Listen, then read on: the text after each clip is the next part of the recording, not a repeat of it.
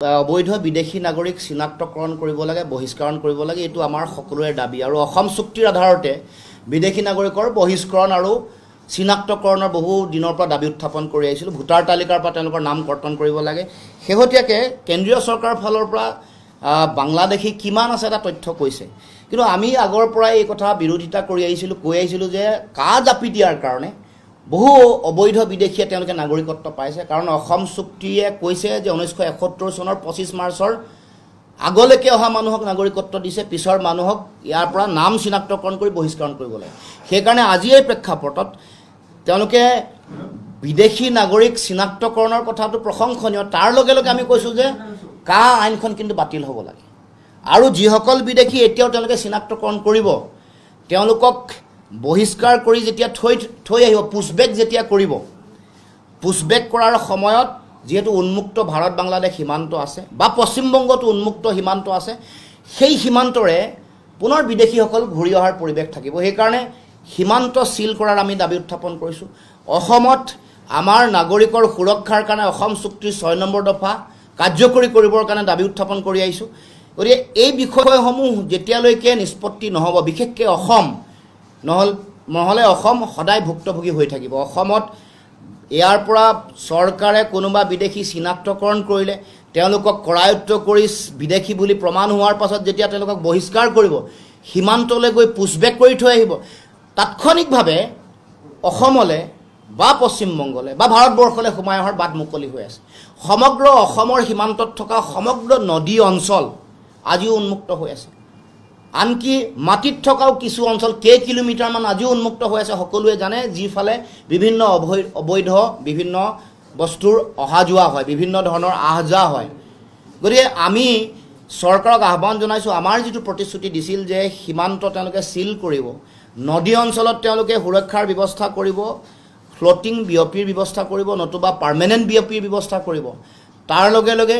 সেইটোৰ নিৰীক্ষণৰ কাৰণে তেওঁলোকৰ সুকীয়া ব্যৱস্থা তেওঁলোকে গ্ৰহণ কৰিব তেওঁলোকে স্যাটেলাইটৰ ব্যৱস্থা আৰ্টিফিশিয়াল স্যাটেলাইট কৃত্ৰিম উপগ্ৰহৰ ব্যৱস্থা গ্ৰহণ কৰিব লেজাৰ গাইডেড টেকনলজি ব্যৱহাৰ কৰিব এইবোৰ গৃহমন্ত্ৰী স্তৰত মই সদৌ অসম ছাত্ৰ সন্থাৰ সাধাৰণ সম্পাদক থাকোতে ৰাজনাথ সিং যেতিয়া গৃহমন্ত্ৰী আছিল তেওঁৰ লগত আলোচনাৰ সময়ত এইবোৰ সিদ্ধান্ত আছিল যেতিয়া আমি সীমান্ত পৰিদৰ্শন কৰিবলৈ গৈছিলো তেতিয়াও এই কথাটো তেওঁ সাংবাদিকৰ আগতো দুহাৰিছিল আমাৰ আগতো কৈছিল যে আমি এবাৰ লেজাৰ গাইডেড টেকনলজি ব্যৱহাৰ কৰি আমি বিদেশীৰ আহজাহটো আমি তেওঁলোকক ডিটেকশ্যন কৰিব পৰা ব্যৱস্থা আৰু তেওঁলোকক কৰায়ত্ব কৰিব পৰা ব্যৱস্থা কৰিম আৰু হুকিয়াকে সীমান্ত নিৰীক্ষণ কৰিবৰ কাৰণে কৃত্ৰিম উপগ্ৰহ ব্যৱস্থা কৰাৰ কথা কৈছিল কিন্তু আমি দেখিবলৈ পাইছো যে সেই কাম কৰা নাই আৰু তাৰ লগে লগে আমি অসম চুক্তিক সন্মান জনাই যিখন নাগৰিকত্ব সংশোধনী আইন জাপি দি আৰু 40টাতকৈ বেছি বছৰৰ বিদেশীৰ বোজা অসমক জাপি দিব হৈছে হেতু একেলগে বাতিল কৰিবৰ কাৰণে আমি দাবী উত্থাপন কৰিছো আৰু সকলো বিদেশী হিন্দুৱে হোক মুছলমানে হোক সকলোকে বিদেশীক চিনাক্তকৰণ কৰি কৰায়ত্ব কৰি তেওঁলোকক বহিষ্কাৰ কৰিব লাগে আৰু ভোটাৰ তালিকাত যদি তেওঁলোকৰ নাম আছে তাৎক্ষণিকভাৱে ভোটাৰ তালিকাৰ পৰা তেওঁলোকৰ নাম কৰ্তন কৰিব লাগে কাই যিমান বিদেশী বোজা অসমত জাপি দিলে গতিকে এই যে তেওঁলোকৰ 2-3 হাজাৰ বিদেশীৰ কথা তেওঁলোকে কৈ আছে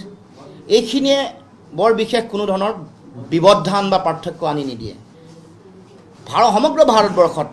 এই কথা কৈছে অসমত কিমান আছে এই কথাও উল্লেখ কৰা নাই গতিকে এই কথাটোৱে বিদেশী চিনাক্তকৰণৰ যিটো তেওঁলোকৰ কথা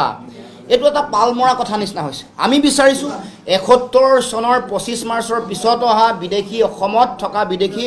প্ৰত্যেককে প্ৰতিগৰাকীকে চিনাক্তকৰণ কৰিব লাগে আৰু তেওঁলোকক বহিষ্কাৰ কৰিবৰ কাৰণে ব্যৱস্থা গ্ৰহণ কৰিব লাগে আৰু কা বাতিল কৰিবৰ কাৰণে ব্যৱস্থা গ্ৰহণ কৰক অসমৰ বিদেশী নাগৰিকৰ সমস্যাৰ ভয়াৱহতা গভীৰতা উপলব্ধি কৰি কেন্দ্ৰীয় চৰকাৰে এই সিদ্ধান্ত তাৎক্ষণিকভাৱে গ্ৰহণ কৰিবলৈ আমি দাবী উত্থাপন কৰিছো Hone your skills by joining Scholars Institute of Technology and Management and Scholars Institute of Science and Commerce. In a lush green campus close to nature, we provide high-quality education with the aid of modern tools and techniques, up-to-date study materials, expert faculty, and fitness facilities. With a vision to transform every student into a good citizen of our nation, we ensure your bright career here. Come to SITM, Garokhuli Gorsuk, Guwahati 35.